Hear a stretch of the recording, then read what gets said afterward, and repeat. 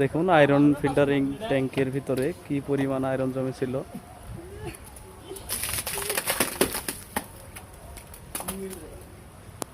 দেখুন প্রচুর পরিমাণে কিন্তু আয়রন জমেছিল।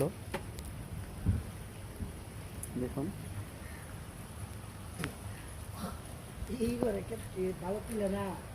আয়রন পরিষ্কার করা হচ্ছে আয়রন ফিল্টারিং ট্যাঙ্ক থেকে। এখানে থেকে আয়রন ফিল্টারিং হয়ে কিন্তু দেখুন এই ট্যাঙ্কগুলোতে আসে ভালো পানি, ফ্রেশ পানি জমা হয়, একদম পরিষ্কার পানি। খুব অল্প খরচে কিন্তু এই ফিল্টারিংটি করা হয়ে থাকে।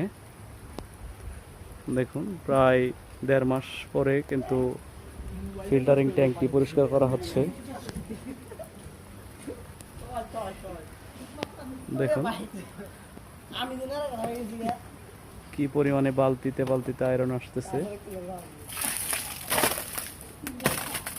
এগুলো কিন্তু সব আয়রন।